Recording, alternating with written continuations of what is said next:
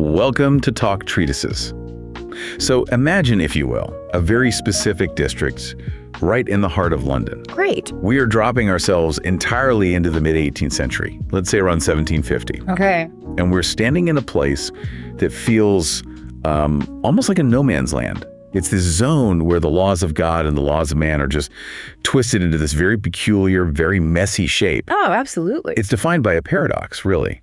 You are in prison, but you are walking down a street. You're a criminal, but you're drinking tea in a coffee house. It's wild. It is. It's noisy, it's incredibly dirty, and it is just absolutely packed with humanity. It creates such a vivid, almost overwhelming image right off the bat. You really have to imagine the sensory overload of it all. Yeah. You have butchers shouting over the price of meat. You've got these heavy carts with iron wheels just rolling loudly over uneven cobblestones. The smell must have been. Oh, the smell of stale tobacco, cheap gin, unwashed bodies, roasting coffee, all of it just mixing together in this thick London fog. And presiding over all of this chaos, like a king on a very muddy throne, is a doctor of divinity. Yes. A man with the voice of a bull and the mind of a scholar, reigning over this kingdom of debtors, gamblers, and rogues. It sounds almost like high fantasy, right? Or some kind of dystopian fiction. It really does. Yeah. But it's based on a gritty, very real chapter of English history. Today, we're doing a deep dive into The Chaplain of the Fleet. Such a fascinating choice. It is. It's a historical novel by Walter Besant and James Rice. Yeah. And it really serves as a time machine. It does. And we aren't just looking at a romance here, though. You know, there is a love story at its core. Right. We are unpacking a detailed sociological study. It's a look at 18th century poverty, the really precarious nature of what they call gentility, and the completely strange moral code of the Fleet Parsons. Yeah, it confronts you with a version of society that feels so alien, but then also uncomfortably familiar when you look at the hierarchy of it all. I was completely sucked into this world. I think the thing that hooked me right away was just the setting itself. Yeah. We aren't just summarizing a plot today. We're really digging into the concept of the rules or the liberties of the Fleet Prison. Which is a crucial distinction to make right away. Yeah, because I had heard of the Fleet Prison, you know, it's iconic in Dickens and other works, but I didn't actually understand the geography of it until reading the source text. Well, the Fleet Prison was primarily for debtors, people who just couldn't pay what they owed. Right. In the 18th century, debt wasn't just a civil issue like it is now. It was a moral failing. It was a criminal state. If you owed money, you were locked up until you paid it, period. But the warden of the fleet was essentially running a business, right? That's the catch. He bought his position, and he needed to make a profit off of it. Right, which leads to this bizarre commodification of incarceration. If you had money, maybe you hid some assets before you went in, or you had friends on the outside willing to support you. You didn't actually have to rot in a cell. You could pay for, quote unquote, security and buy the right to live within the rules. Exactly. The rules, or the liberties, as they were also called, were this specific designated district outside the actual prison walls. Fleet Lane, the market, all those surrounding alleys. Right. If you paid your fees to the warden, you could live out there. You could rent a room from a landlord. You could bring your family to live with you. You could go down to the pub and have a drink. But you were technically still a prisoner. Completely. The boundaries were invisible, but they were absolute. If you stepped one single foot outside that designated district without paying for a day rule, you were escaping. That's the psychological horror of it for me. It's a cage without bars. Yeah. You can see the rest of London right there. You can hear the free world literally just a street away. But you are trapped in this invisible box. And because everyone in that box is in the exact same boat, they end up creating this mock society. A mirror image of the real world, but totally distorted. Distorted is the perfect word for it. The text describes the population there as a collection of human ruins. Wow. It's essentially purgatory. You have people who were once great, people who were once really hopeful, all just stuck in this indefinite holding pattern. They are waiting for a ship that is just never going to come in. Let's talk about those human ruins for a second, because the characters here are spectacular. They aren't just stock types. They feel like actual people you'd run into at a really depressing dive bar at 2 a.m. Oh, for sure. The one who really stuck with me, and he might be my favorite character, is Sir Miles Lackington. Sir Miles.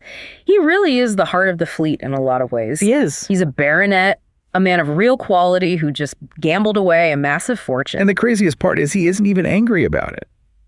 That is what's so disarming about him. He's walking around wearing these actual rags. I think the book says his coat has more holes than actual fabric, but he carries himself with this cheerful, hopeless resignation.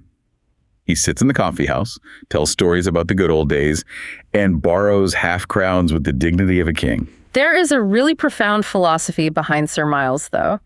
He describes himself and his peers in the rules as earthen vessels. Earthen vessels, right? He says the world is made up of brazen vessels, so brass pots and earthen vessels, which are clay pots. Okay. The brazen vessels are the hard, successful, unyielding businessmen and politicians on the outside. The earthen vessels are the fragile ones. And when a clay pot hits a brass pot, the clay pot breaks. That is such a bleak, but honestly beautiful metaphor. He's basically saying, I'm not a bad person, I'm just fragile. I wasn't built to survive the collisions of this world. Precisely. And because he knows he is broken, he just decides there is no point in weeping about it. He laughs at fate. It's like a gin-soaked stoicism. That's exactly what it is. He maintains his honor as a gentleman because he realizes that's the only thing the creditors couldn't actually seize from him. Now, contrast him with someone like Solomon Stalibras, the poet. Sir Miles has fully accepted his fate, but Solomon is still fighting it, which somehow makes it even sadder. Solomon represents the extreme precariousness of art without patronage. Back in the 18th century, you couldn't just start a crowdfunding campaign. Right. You needed a wealthy lord to subscribe to your work. And Solomon just languishes in poverty in the rules. The text has this great note that when he's starving, he writes lamentations. And when he manages to get a good dinner, he writes odes. Which is funny, but also a really biting critique of how material conditions dictate your artistic output. Absolutely. You can't write a soaring epic ode when your stomach is empty. He's constantly swinging between utter despair and total delusion, convinced his very next poem is going to be the one that buys his way out. But he never gets out. Not really, because even if a debtor somehow pays their debt, they are forever marked by the fleet. And that brings us to the Pimpernell sisters. Mrs. Esther and Mrs. Deborah. Right. They are probably the most heartbreaking example of this moral stain that the fleet leaves on you. Their backstory is fascinating because it ties into a major historical event. The South Sea Bubble. They were completely ruined by it. Yes, the South Sea Bubble of 1720. It's arguably the first great financial crash in modern history. Think of the dot-com bubble or the 2008 crash, but on steroids. Right. The South Sea Company promised this monopoly on trade with South America. Everyone invested, aristocrats, servants, even Isaac Newton lost a fortune in it. Wow, really? Yeah, the stock price skyrocketed based on pure speculation and fraud, and then it totally collapsed. It wiped out entire fortunes literally overnight. And the Pimpernell sisters were victims of that collapse. They were gentlewomen. They were entirely used to a life of comfort, and then suddenly they were utterly destitute. And because of the laws at the time, they ended up in the fleet. But it's fascinating to look at how they handle it compared to someone like Sir Miles. Sir Miles laughs, but the sisters just hide. Exactly. They maintain this incredible, rigid dignity. They live in this tiny, squalid room, but they still keep their bookkeeping up to date. They pretend they are still running a household of immense importance. It's purely a survival mechanism. Yeah. If they actually admit where they are and what has happened to them, they would crumble. Yes. I recall the text mentioning that they actually believe the noise of the market outside, the swearing, the carts, the fighting. They think it's a punishment sent directly by God. And that is a key takeaway from the text. The novel portrays debt not merely as a financial state, but as a spiritual and moral stain. They internalize the blame. They do. They believe they actively sinned by losing their money. It reflects the Protestant work ethic gone wrong, the idea that if you are poor, it must be because you lack favor with God. So they accept the rules as their literal purgatory. Well, speaking of purgatory, we have to talk about the man who runs it, the devil, or maybe the god of this little enclosed world, Dr. Grigory Shuffle. Dr. Shuffle is just a titan of a character. He is physically massive. He's incredibly loud, terrifying, and brilliant all at once. He's a doctor of divinity. Yes. A Cambridge scholar. He quotes Latin better than most bishops. But he is a fleet parson. Yes. I think we need to explain exactly what that means, because the concept of fleet parson is the engine that drives the entire plot. It really is. So in the mid-18th century, marriage laws were much, much looser than they are today. Before the Marriage Act of 1753, which this book kind of builds up to, you didn't strictly need banns. Those are the public announcements in church for 3 weeks. Right. You didn't need those, and you didn't need a special license to be married. You just needed an ordained clergyman to perform the rite. So technically, if a priest married you in a dirty back alley at 3 a.m, it was entirely legal. It was binding, completely binding. The church obviously frowned upon it, but the law upheld it. So the Fleet prison became this massive hub for it. Because that's where the disgraced clergymen were. Exactly. You had these ordained men who were debtors living in the rules. They set up shop there because they are outside the bishop's immediate control. And they would marry anyone to anyone for a fee. No questions asked. And Dr. Shovel is the absolute king of the Fleet parsons. He treats it like a high-volume business. Yeah. He has touts runners who stand out in the market. One of them, Roger, has this scarred face and a red nose. He literally grabs people by the arm as they walk by. Right. He's just shouting, "You want to get married? Come to the doctor." Come to the doctor. He's the only one who does it properly. There's a scene early on that actually gave me chills. Shovel is marrying a group of sailors. These guys just come ashore, they're roaring drunk, and they have women with them who are, well, let's just say acquaintances of the moment. It is a grotesque parody of a sacred rite. Completely. The sailors are laughing, the women are adjusting their dresses, the whole room just reeks of stale punch. And Shovel threatens to throw them out the window if they don't show respect. He demands absolute silence. Yeah. He reads the service with his booming scholarly voice, joining these totally mismatched drunk souls together in holy matrimony. And his justification for it is the wildest part. He does not think he is a bad person. He genuinely thinks he is a public benefactor. The cognitive dissonance is staggering. It is a powerful drug. Shovel argues that sailors and common people are going to live in sin anyway. So by marrying them quickly and cheaply, he's actually saving their souls. Right. He's preventing fornication by facilitating rash, terrible marriages. He even compares himself to a bishop. He says, "I do more work in a day than a bishop does in a year." He has this one phrase. He admits he is daubs with the Fleet mud, but he still demands respect. He drinks punch, he schemes, he lives in absolute filth, but he considers himself the superior intellect in the room. Because he has to create that persona to survive. If he actually admitted to himself that he was just a dirty parson selling sacraments for gin money, it would destroy him. So he convinces himself he is an instrument of providence. Yes. And that belief that he is an agent of fate is exactly what leads to the central tragedy of the narrative. Which brings us to Kitty Playdell, our protagonist. The absolute innocent cast into the inferno. She is the polar opposite of everything we've just described about the Fleet. She's an orphan coming from the deep countryside. Her father was a very pious, very poor country clergyman. Right. She arrives in London with just a tiny bit of money and a letter from her father basically just telling her to be good. The authors lean very heavily on the contrast here. They describe her red and white complexion, which was the 18th century shorthand for healthy, pure country beauty. And you contrast that against the gray, smoky, gin-soaked backdrop of the Fleet market. She really is a flower growing in a landfill. And she is sent to live with her uncle, who she's never really known, and her uncle turns out to be Dr. Shovel. Imagine the sheer shock of that. She thinks she's coming to a respectable clergyman's house. Instead, she is dropped right into the rules. But to Shovel's credit, or maybe this speaks to his complexity, he doesn't drag her down into the muck with him. He actually protects her. He places her with the Pimpernell sisters.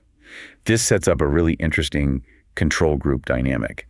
Kitty lives in the Fleet, but she isn't of the Fleet. She's isolated in this tiny bubble of faded gentility with the sisters. And the education they give her is so telling of the era. They teach her bookkeeping. Which is incredibly tragic because they have absolutely no money to count. But they want her to understand the theory of wealth and management, and they teach her astronomy. Though the book mentions the astronomy as a jumbled mix of bad science and piety. It is. Mrs. Deborah points a telescope out the window, past the prison walls, up at the stars. It's entirely metaphorical. She's teaching Kitty to not look at the gutter, but to look up. Even if her star charts are completely wrong, the spiritual lesson is what matters. Exactly. It's about spiritual survival. And, crucially, they read Clarissa together. Oh man, Clarissa. Samuel Richardson. We really cannot overstate how big that book was in the 18th century. It was massive. It was basically the Harry Potter and the Bible of its day combined. It's this massive, sprawling novel about a virtuous woman, Clarissa Harlowe, who is tricked, kidnapped, and ruined by a libertine named Lovelace. And she dies of a broken heart, maintaining her virtue to the bitter end. So Kitty is reading this as a literal manual for life. She's learning that the world is completely full of predators, and a woman's only true jewel is her virtue. It totally shapes her worldview. She expects a Lovelace to appear. She expects a handsome villain to try and seduce her. But she doesn't expect the villain to be her own uncle. And she definitely doesn't expect the weapon used against her to be the sacrament of marriage itself. Which brings us to the incident, the turning point where the sociological tour becomes a psychological thriller, the revenge. It all starts with a very old grudge. Dr. Shovel hated the late Lord Chudley. We don't really get into all the historical weeds, but essentially the old lord ruined Shovel's chance at a respectable mainstream career. And Shovel has been nursing this hatred for decades in the mud of the Fleet. But the old lord is dead. The hatchet should be buried. It should be. But then, the young Lord Chudley, the son, stumbles into the Fleet one night. He's grieving his father, he's young, and crucially, he is incredibly drunk and despondent. And Shovel sees him. And he doesn't see a young man in trouble. He just sees a target. He decides right then and there to visit the sins of the father upon the son. It's this biblical concept of justice twisted into a bitter personal vendetta. He wants to completely destroy the house of Chudley. And how do you destroy a noble house in the 18th century? You pollute its bloodline. You shackle the lord to a nobody. This is exactly where Shovel goes from being a colorful rogue to an absolute monster. He drugs the young lord even further. He gets him into this deep stupor where Chudley can stand up, but he doesn't know where he is or what he's doing. And then Shovel calls for Kitty. This scene is agonizing to read. Shovel uses his absolute terrifying authority as her guardian and her priest. He summons Kitty down in the middle of the night. She comes down, completely terrified. She sees this strange, swaying man in the room. And Shovel just barks at her, "Stand there.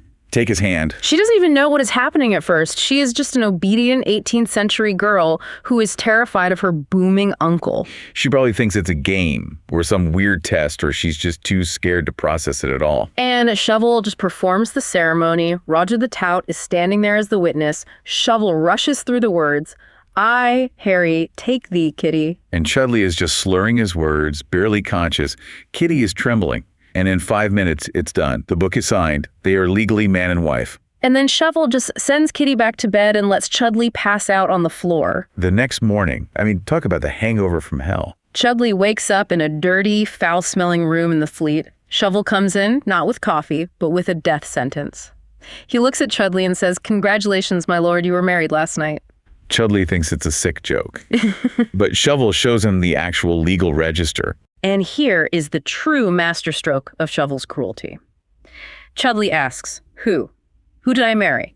And Shovel flat out refuses to say her name. He just tells him he married a woman of the Fleet.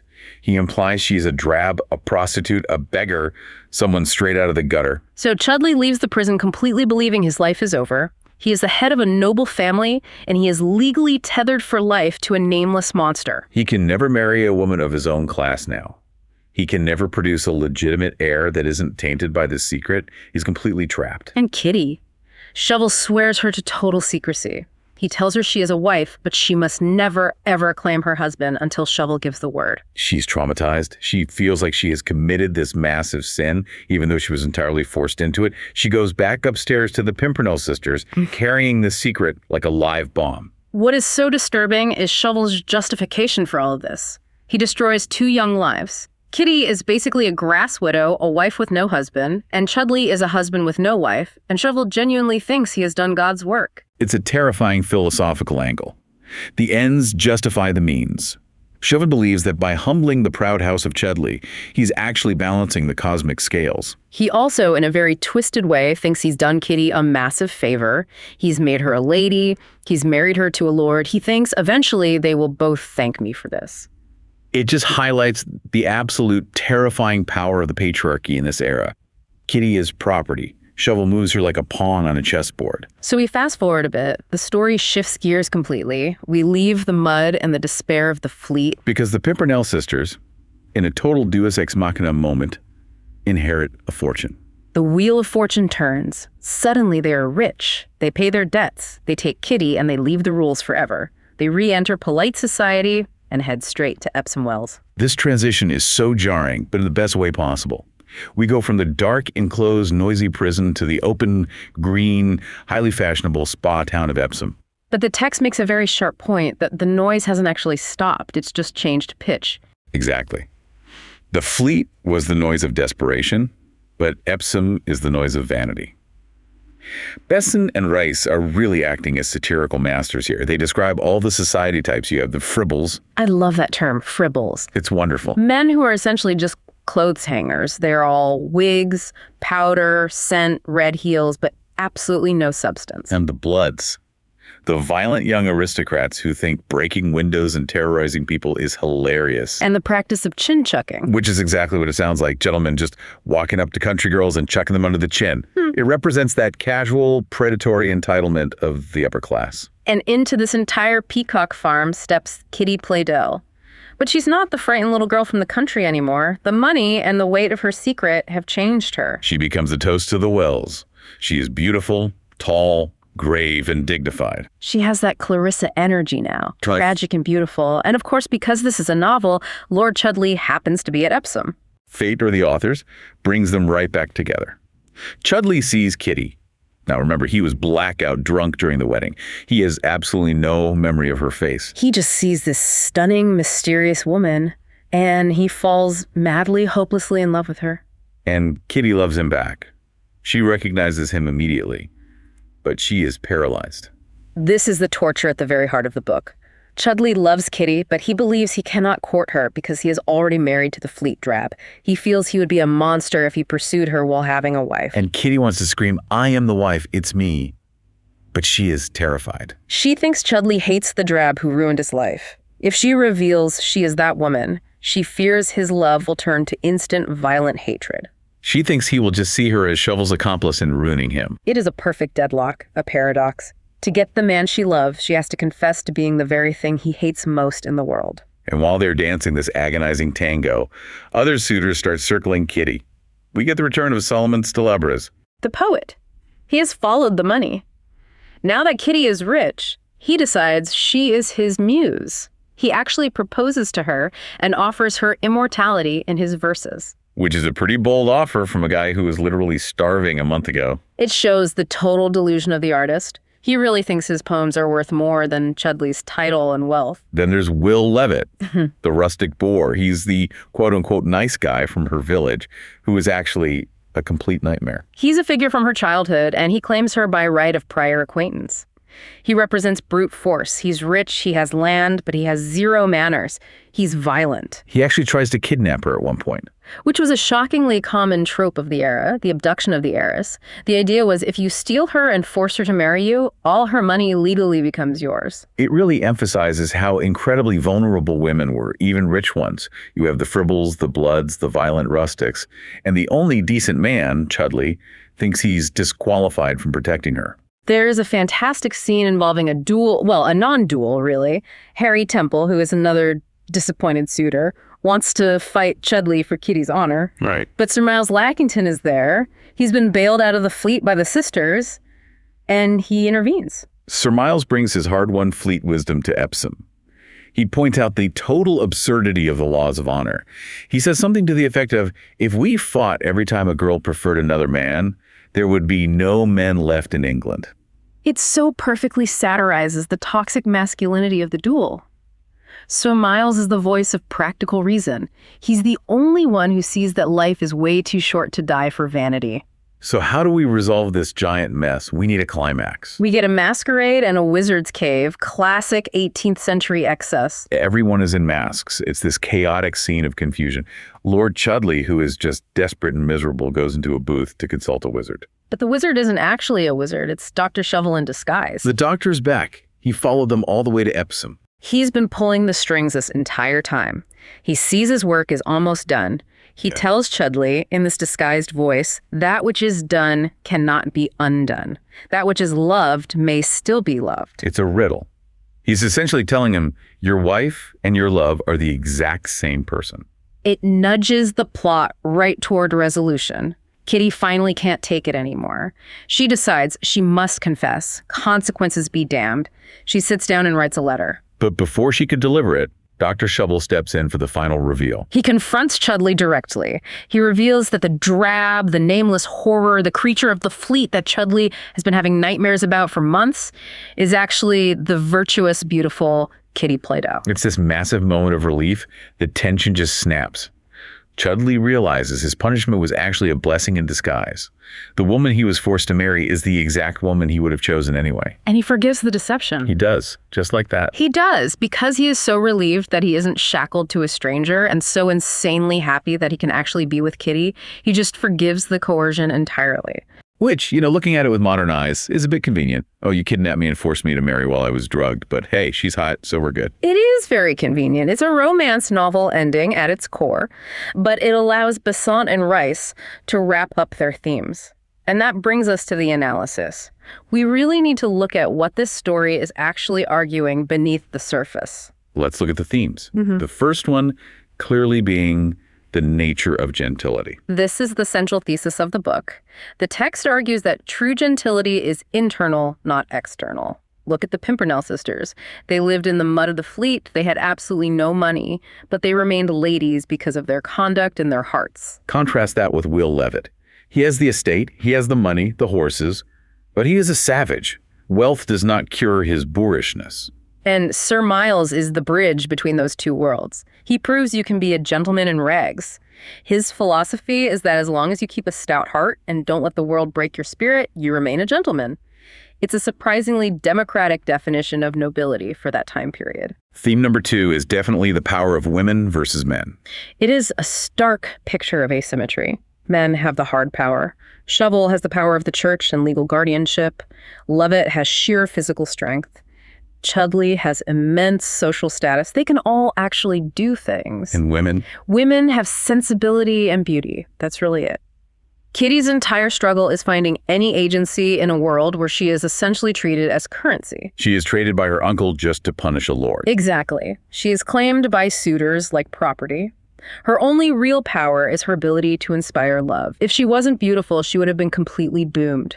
It's a sharp critique of how precarious a woman's position really was. Finally, let's talk about memory. The characters in the fleet survive by forgetting. Sir Miles advises, why should we remember disagreeable things? To remember the loss of his fortune is to suffer. So he drinks and he glides over it. Dr. Shovel's the ultimate example of this. He forgets he is a disgrace by acting like a bishop every single day. He completely drowns the reality in the performance. It's a very powerful psychological insight into how we construct narratives just to survive our own failures. All right, well, this is Talk Treatises, so we have to end with our thought experiment segment. These are designed to take the concepts of the text and apply them to the modern world in some weird, provocative ways. And here's the disclaimer. These are for entertainment and educational purposes only. Do not try this at home. Experiment 1. The credit score ghetto. Okay, let's reimagine the rules today. Imagine a city, let's say a specific district in London or San Francisco. The government decrees that anyone with a credit score below 400 must live there. You are free to walk around inside the district. You can go to coffee shops, you can work remote jobs, but you cannot physically leave the zone until your score goes up. Would they, like the residents of the fleet, end up creating a mock society? I think they would almost instantly. You'd have a hierarchy form right away. The Sir Miles figure would be the guy who went bankrupt on some massive tech startup. He'd be walking around in his old faded Patagonia vest, acting like a CEO, buying rounds of cheap beer for the lower debtors. And what about the Shovel figure, the one who exploits the chaos? It would probably be a disbarred lawyer or some crypto scammer, someone offering one weird trick to fix your credit score. They would absolutely rule the district. It suggests that humanity just inevitably recreates class structures, even in the gutter. We can't help ourselves. We need to know who is supposedly better than whom, even if we are all stuck in the same prison. Experiment 2. The algorithmic arranged marriage. This connects directly to the Shovel and Chudley plot. Shovel argues he is a benefactor because he marries people instantly, bypassing all the follies and the time wasting of courtship. So imagine an AI, sort of super Tinder. It has access to all your data, your browser history, your genetics, your finances, everything.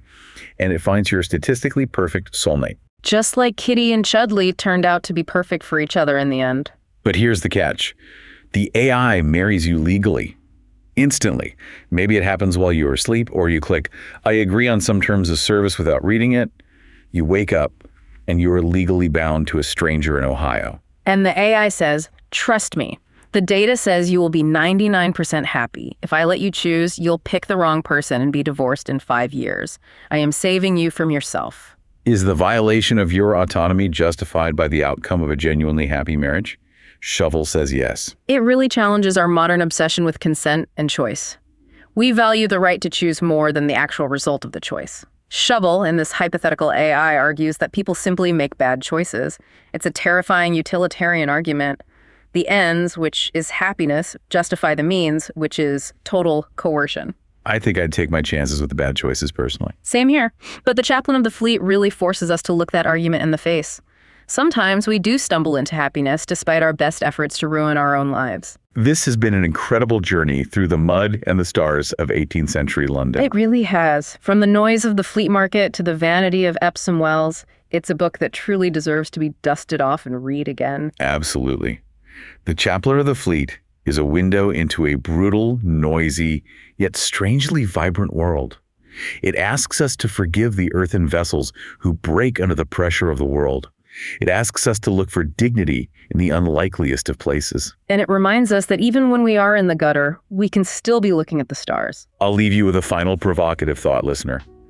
If you were cast into the rules tomorrow, who would you be? Would you be the Pimpernell sisters, maintaining your rigid dignity and pretending nothing has changed? Would you be Sir Miles, laughing at fate and making the absolute best of it? Or would you be the doctor, seeing the chaos as a ladder and building your own kingdom in the mud? Something to mull over. Thanks for listening to this deep dive on Talk Treatises. We'll see you next time.